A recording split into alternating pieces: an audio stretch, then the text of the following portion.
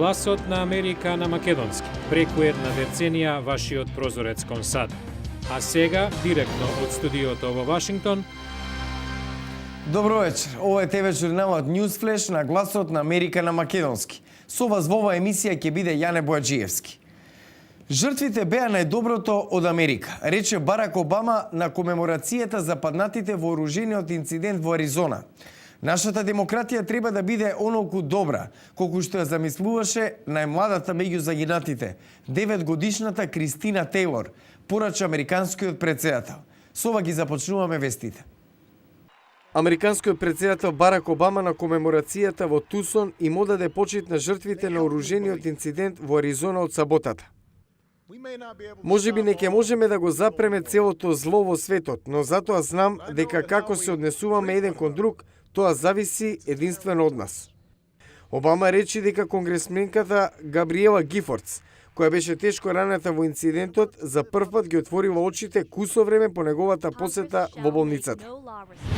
Секретарот за одбрана Роберт Гейтс вели дека Јужна Кореја има право на одмазнички акции против нов напад од Северна Кореја, но тој ќе се обиде да обезбеди тоа да не биде неопходно. Тој ова го изјави при посетата на Јапонија, втора станица од азиската турнеја по 3 земји. Подпредседателот Џо Бајден е во Ирак на разговори со новата влада. Прашањето дали некои од американските војници ќе останат по рокот за повлекување на 31 декември се очекува да доминира на средбата на Бајден со премиерот Нуријал Малики и председателот Џалал Талабани. Полицијата се надева дека новото партнерство со социјалната мрежа Facebook ќе ги зајакне напорите за пронаоѓање исчезнати деца низ целата земја.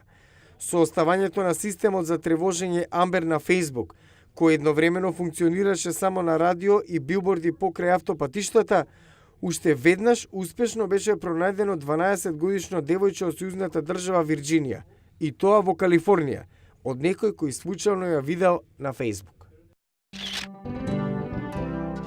Нарачајте бесплатен календар на Гласот на Америка за 2011. Појдете на www.glasnaamerika.com или пак на нашата страница на Facebook Глас на Америка. Американската стопанска комора смета дека бизнес климата во најголемата економија во светот се подобрува. Во првиот преглед на очекувањата за 2011 комората предвидува економски пораст преку 3% и фирмите повеќе да вработуваат. Но комората е загрижена поради, како што наведува, прекумерната регулатива и огромниот национален долг. 2011-та добро започна, смета Американската стопанска комора. Конгресот неодамна ги продолжи даночните олеснувања. Малопродажбата е во пораст, а расте и профитот на компаниите. Но и покрај подобрената клима, председателот на Стопанската комора, Томас Донахју, вели дека опоравокот е кревок и нестабилен. Исходот од ноемвриските избори, даночниот пакет, напредокот на договорот за трговска размена со Кореја и новиот тон од Белата куќа смири дел од најнепосредната загриженост на бизнис заедницата, но неизвестноста меѓу компаниите, банките и инвеститорите е се уште присутна.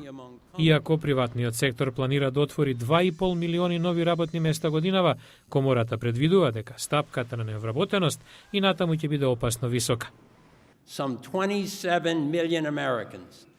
Околу 27 милиони американци или се невработени или недоволно вработени, или пак се откажале од барање работа. Под предпоставка да се отвараат 2,5 милиони работни места оваа година, стапката на невработеност ќе се намали само за околу 1%. За повеќе работни места и поголем извоз, комората бара Конгресот да ги подржи трговските договори со Јужна Кореја, Панама и Колумбија и сериозно да се зафати со намалување на големиот национален долг.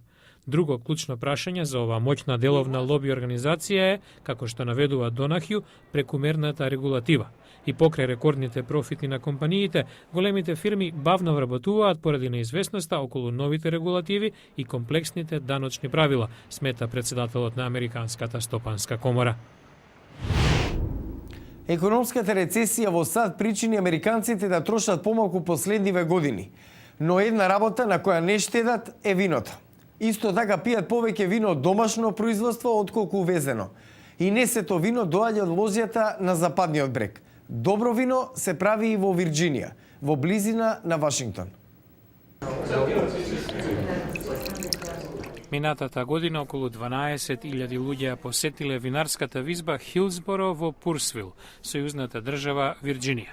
Дури и во рецесијата, вели сопственикот Бора Баки, бизнисот добро одел. We have a saying in Turkish, I don't know if you translate this properly.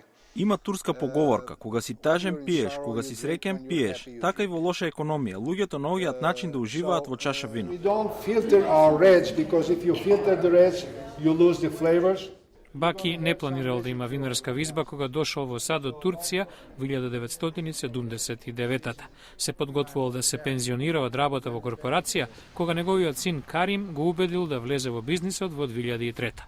Тогаш имало 96 винарии во Вирџинија, денес 190. Ен Хајдик и сопругот ја отвориле винарската визба Езеро Ана, близу Ричмонд, во 1990. Денес таа е председател на Сдруженијето на винарски визби на Вирџинија. Квалитетот на виното од Вирџинија привлече некои големи инвеститори кои посакаат да одгледуваат грозје и да прават вино. Имаме луѓе и од Калифорнија кои дојдоа тука да отворат винари. Ова е млада индустрија во Вирџинија, се развива и е профитабилна. Само неколку визби во Вирџинија произведуваат до 40.000 кутии вино годишно, а другите се со мал капацитет. Просекот е меѓу 2500 и 5000 кутии годишно, а 60% од продажбата е во самите визби. Винарите од Вирџинија не се конкуренти еден на друг, барем засега, додека ова индустрија е во подем. Поголемите винарски визби почнаа и да извезуваат, главно во Велика Британија. А во утрешен News Flash, здравје. Истражувачите не ја знаат причината за појавата на аутизмот, но предпоставуваат дека се вклучени генетски фактори врзани со животната средина. Гледајте утре во News Flash. Утре во News Flash, аутизмот и времето меѓу две бременности. Ново истражување наоѓа врска меѓу овие две нешта. Гледајте утре во News Flash. Го гледавте News Flash на гласот на Америка на македонски. Јас сум Јане Бојаджиевски од студиото во Вашингтон. За најнови содржини посетете нашата веб страница glasnaamerika.com. Пријатна вечер. Се гледаме утре.